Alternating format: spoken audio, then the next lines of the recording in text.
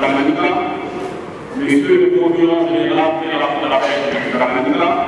La session ordinaire de septembre 2024 a tiré ses rideaux ce lundi 30 décembre 2024 devant le gouverneur des provinces, l'honorable Christian Kitungwa Muteba. C'était au cours d'une plénière présidée par le président de l'Assemblée provinciale du Tanganyika, le docteur Cyril Kimpoawel Mukalayi. Cette cérémonie qui a connu la participation de plusieurs invités de marque, dont les membres du gouvernement provincial, des responsables des services de sécurité, du maire de la ville de Kalemi et d'une poignée de la population, marquée par les discours des clôtures.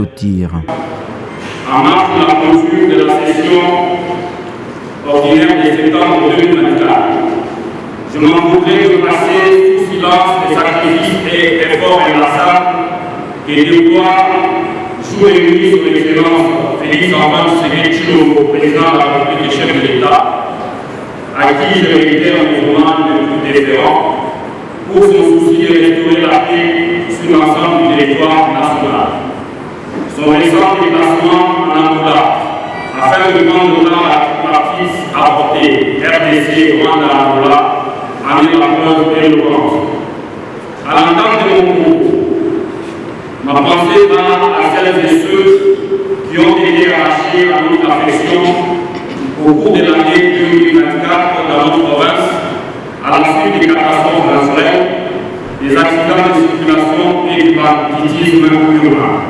Un discours où le docteur Cyril Kimpoawel est passé en revue de quelques événements qui ont marqué la session sur les plans international, national et local, marqué par la 11e session de la conférence des gouverneurs tenue en date du 27 au 29 novembre 2024 dans la ville de Kalemi, sans pour autant oublier les réalisations faites par le bureau de l'Assemblée provinciale pendant la session complètement budgétaire. Le speaker de l'Assemblée provinciale du Tanganyika n'a pas hésité à féliciter les gouverneurs des provinces et l'ensemble de son gouvernement pour le travail abattu, celui de traquer les malfrats qui sèment désolation et la quiétude de la population dans la ville de Kalemi. Par la même occasion, il a demandé au gouvernement provincial de redoubler d'efforts pour lutter contre la criminalité urbaine. Les institutions de la province sont condamnées à collaborer pour le bien-être de la population, a renchéri le président de l'organe délibérant en province avant de refermer complètement cette session tout en souhaitant une bonne et heureuse année 2025 aux élus provinciaux ainsi qu'à l'exécutif provincial.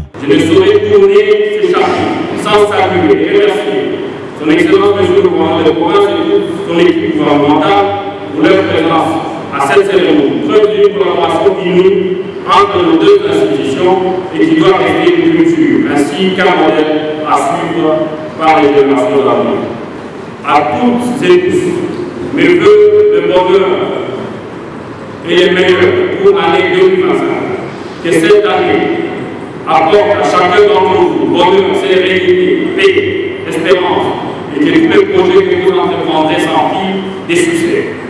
C'est par ce mot que je déclare close la session ordinaire de septembre 2024. Je vous remercie, que Dieu bénisse la province du Tanganyika et son peuple. Tout porte à croire qu'il existe un bon climat entre le gouvernement provincial et l'Assemblée provinciale du Tanganyika. C'est par une photo des familles qui a sanctionné la dite cérémonie.